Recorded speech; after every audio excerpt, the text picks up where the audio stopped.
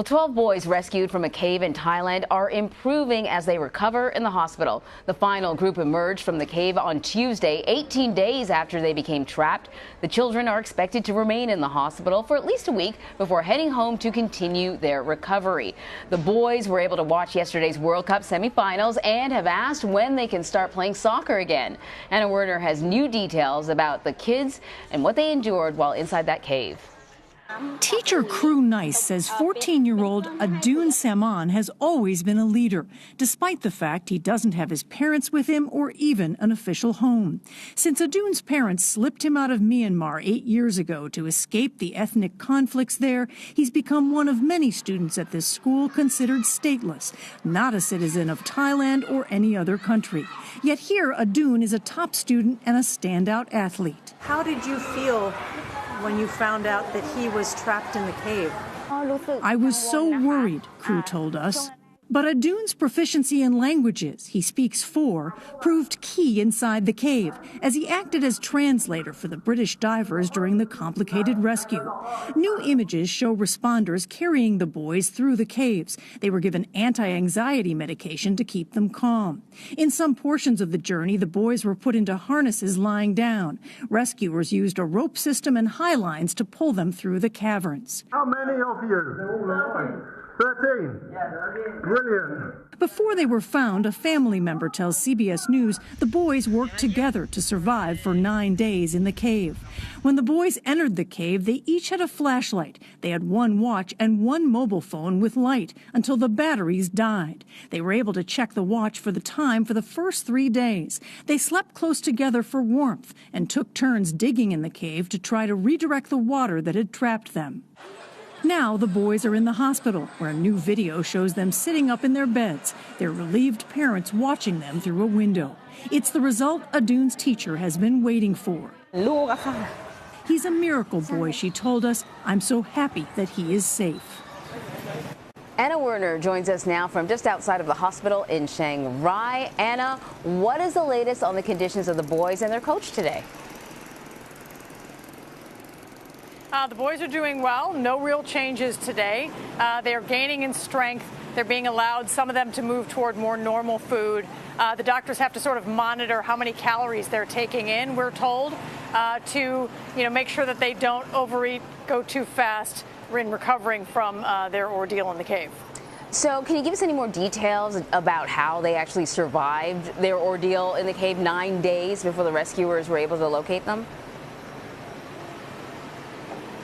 Right, so we were able to speak to a family member today who told us what the boys had relayed to them, and it's really interesting. When they went into the cave, they had flashlights, they had one mobile phone, and they had a watch. Now, the watch lasted them for about 3 days, so they were able to kind of check the time. And the flashlights, they sort of staggered the use of the flashlights. They were actually on their last flashlight, evidently, when the British divers found them. They would sort of organize and take turns doing things. They slept together for warmth, to keep each other warm. They would, to sort of shower, they would jump into the water and swim a little bit. They kind of kept their bathroom in a specific spot on the other side, and sound like generally really worked together in a cooperative way. They would drink water from the stalactites in the cave, sort of let it drip into their hands and drink water that way, and then sometimes also drink water out of the pool if they needed to. So, a lot of sort of sense of them sort of sticking together and really working with each other in a difficult situation. Yeah, you actually visited, we saw one of the schools where one of the children went. This is a boy who helped the communication with the rescuers because he spoke different languages. Can you tell us more about this boy? So this boy is a remarkable boy. His name is Adun. He's 14 years old. And 8 years ago, his parents slipped him out of Myanmar because of the ethnic conflicts there. He's one of the boys who is considered in this country to be basically stateless. He's not a Thai citizen, but he's not a citizen of any other country either. Yet, despite all that, he wound up going to this international school. He doesn't have his parents with him. He lives with a pastor and his wife. He goes to this international border school where He learns 4 languages. He has a 3.97 GPA and numerous sporting awards that they showed us there at the school. And his teacher says that he's sort of a natural leader, someone who is modest and quiet about it, but is always helping to organize, always helping to lead groups. And this is the young man who the divers were able to use as a translator when they arrived to see this group of Thai-speaking students.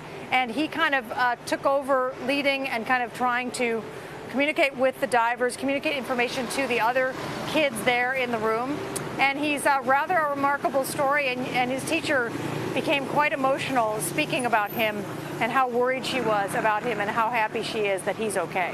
You know, the more we learn about these kids, the more and more impressed I am. I mean, not just this boy, but when you were explaining the way they sort of organize themselves over the few days, you understand why this particular group of kids, why they were able to survive, why they're in such good spirits now. And, you know, if your mental state has anything to do with your physical state, even why they physically seem pretty healthy considering what they've been through.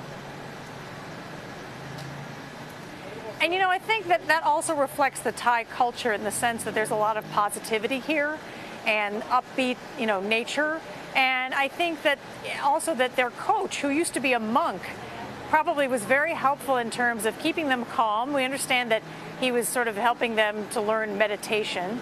And that probably helped a lot, you know, him having been a monk and dealing, as I understand it, with kids a lot when he was a monk.